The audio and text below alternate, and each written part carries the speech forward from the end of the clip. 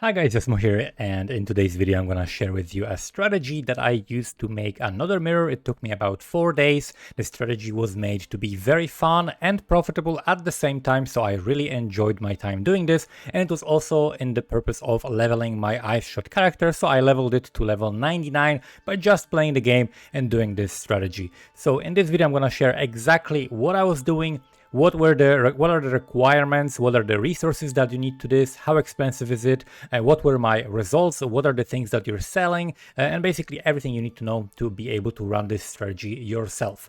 I basically made one mirror in about 4 days, but I will not give you like a profit per hour or per map, because I think it's really a waste of time calculating that. It's much better spending your time figuring out how to play better, how to make the strategy better, instead of like cosplaying an accountant. So you can either learn from what I'm sharing with you, or you can disregard it. It's up to you. But first, let's tackle the requirements. So you're gonna need a build that is fast enough at clearing to be able to do legions and breaches effectively. You need to be able to just completely clear a breach that is in open space with clicking and opening the hands, because the hands are dropping a lot of good loot. So that is basically the requirement. If you cannot do that, you need a faster build and you need to look for some other strategy. But if you have a build that can do that, something like EK Ignite, some kind of a bow build, something that is fast and just shoots all over like Venom Gyre or whatever, this is going to be great for this strategy. And you also need enough single target burst damage to deal with betrayal. So if betrayal is problematic for you, that's also is gonna be a problem, because betrayal is a big part of this strategy. I used ice shot and it was perfect for this. Soon I'm gonna be releasing a guide for the ice shot build that you're seeing in the background, so also stay tuned for that. But that's one of the requirements. The other requirement, I would definitely say, get a very strict loot filter, something like an uber strict loot filter. Definitely do not pick up things like a single Val orb or a single Chayula splinter. That's gonna be a complete waste of time, like picking up 5 alchemy orbs. Like if you're doing that, you're gonna be wasting so much time. You're gonna be looting for so long, because these mobs get a lot of loot. So let's now talk about the Atlas tree. That's gonna be the second thing that you're gonna need. You're gonna need about I think 130 points in order to make this tree, and we're going straightforward very much through the betrayal. So we're picking up betrayal nodes except for the bribery. We're picking up everything that we need to quickly get the mastermind fight. Then we're specking into breaches. So we're picking a lot of breach stuff, and one of the things that I'm not picking is the Zesht Ula, Ksesht Ula, however you pronounce this. I would not pick that, because this will basically make it so that you have fewer Chayulas, as far as I understand it. It's completely unnecessary. I don't care about any other like fragments and breach stones. I don't care about any other stuff. I only care about Chayula. So I'm speccing purely into Chayula. We're picking these Chayula nodes. Even though we are forcing Chayula, we still are picking these nodes in order to increase the chance for the bosses to spawn, because the bosses are actually pretty rare. So you need every little bit of help that you can get. So we're specking into all of this. We're specking into all of these breach nodes, and all of these breach nodes that will increase the amount of splinters that we're getting. It will also increase the amount of monsters that we're getting in our breaches, and it will also increase the amount of breach stones that we're dropping in the breaches that we get in our maps. So this is all very good. And then we're also speccing into this for extra hands, and then hands have a chance to spawn a breach boss. This is also very important, and these breach bosses from the hands can also be duplicated by one of these nodes, where you have a chance to spawn an extra boss, right? So Chayula has a 50% chance to be duplicated. So every other time that you see the boss, you're actually going to be seeing 2 bosses. The bosses don't actually drop that much. It's pretty rare, but they give you a chance to get like some good drops from them. So this is definitely very much worth picking. The next thing we're picking into is Legion. So for Legion, we're just going very standard, picking pretty much almost everything. We're not picking this thing, so we're not picking face off for the generals. Generals are basically useless. They don't really drop any loot. And we're also not picking the protracted battle. I really don't like the protracted battle, because it makes the Legion longer to do, because sometimes you're gonna have like a mob that is not getting hit, especially if I'm using like a headhunter, or I have delirium, or there's like Harby on top of it. There's gonna be so much going on. You're not gonna be able to see where exactly is that one mob that is hiding behind a corner, behind a rock, so your projectiles are not hitting it or something, and you cannot kill that one guy who has like a temporal bubble hiding behind a bubble and is just stopping the Legion, and it's gonna be 40% longer, and you're gonna have to wait longer for the Legion to break. You're gonna break them a lot of the time with a decent build, but sometimes you're gonna have to wait for the Legion to open, so I definitely don't recommend this node personally. I don't take this. And then next mechanic that we're speaking into is Harby. Harbingers are very much undervalued. I've made so much currency on Harbingers. Throughout this strategy, I farmed like 1.5 fractured orbs, so that is about 15 divines just from the fractured orbs alone. Then I got also a bunch of divines from selling the ancient orbs, from selling the annul orbs, and also from the exalts, right? So I get a lot of divines from selling those 4 things. I don't pick up like harbinger orbs, like horizon shards. This thing should never be on your filter. That should be just completely hidden. And then the next thing that we have is as well the blue altars. So I have the blue altars and chance for blue altars.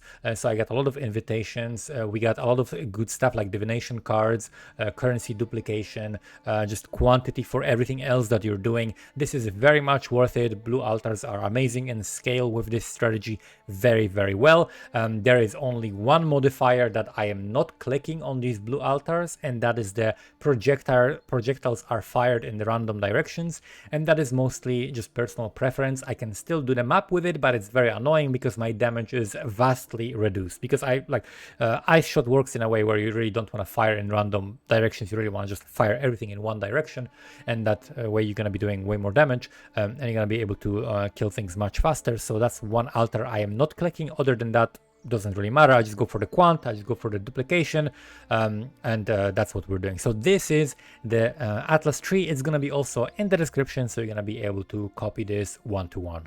The next thing is the prep. So what are the scarabs, sextants, map device options, and all of that? So first of all, for sextants, we're picking a Legion sextant, which is going to give us additional Legion. Harbinger, which is going to give us additional Harby at the boss, which helps you because you're not wasting time killing the boss on its own. You're also killing Harby with it. And also all Harbingers give you more shards. Then we've got June in order to force June every single time. If you can get, for example, June from a mission, because you have like a ton of missions, then you can run something else there. It doesn't really matter, right? It's up to you. You can run like magic pack size or something. And then we got Chayula to force every single Breachstone to be Chayula. The sextants, if the sextant price goes up, you still should run them.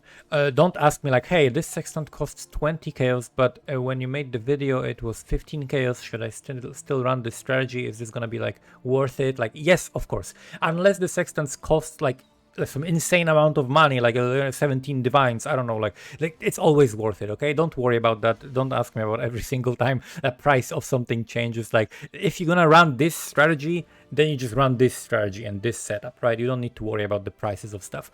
Then we got scarabs. We got polished Legion, polished Harbinger, and polished Divination. These are the optimal scarabs to run for this, and then gilded breach as well. So those are the optimal scarabs to run, same as with the other. The price is gonna be fine. Don't worry about the price, just buy it and run it, trust me.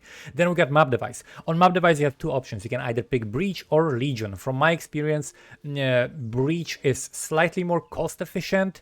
Legion maps are slightly faster because you're gonna have more rare monsters, and also you get one Legion instead of two breaches. Two breaches take a little bit longer to clear than one Legion.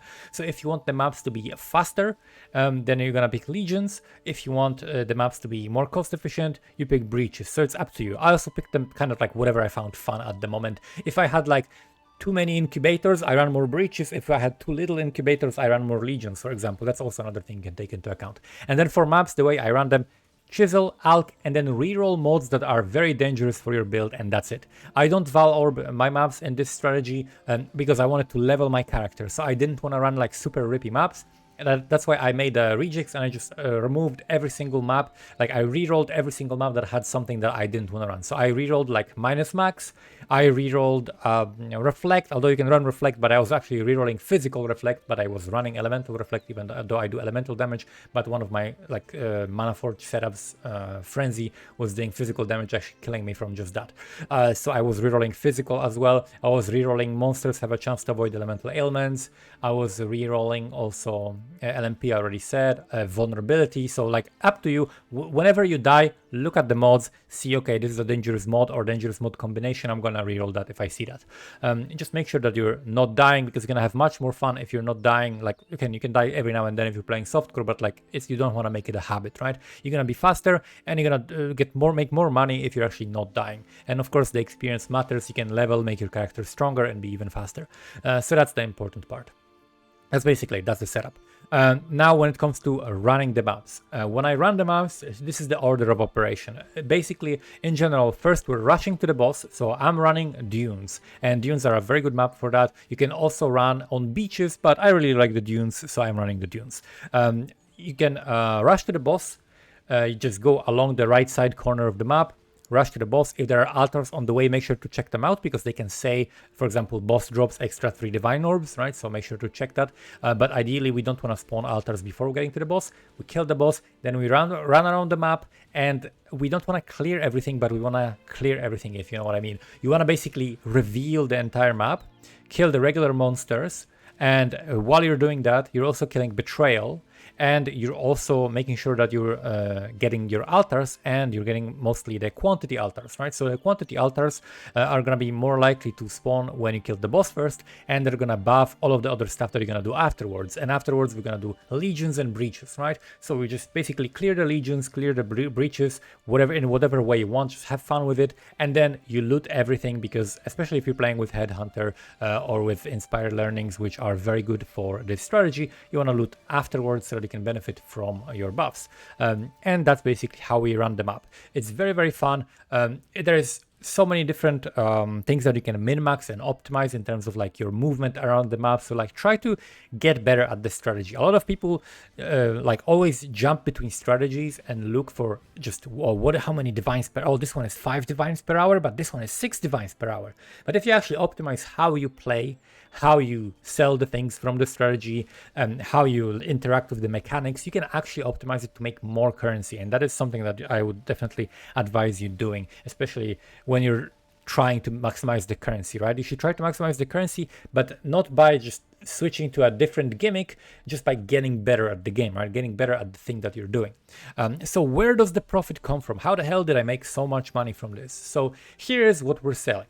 We're selling breach stones, which we're getting a lot of. At the end of 1 day farming session, I had like 70 breach stones, okay?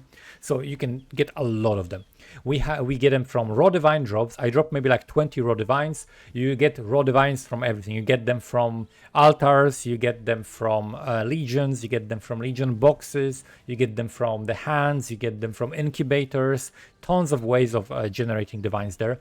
Incubators give you stacked decks as well. Stacked decks sell for they're like 60 to 1 divine. They're absolutely insane money.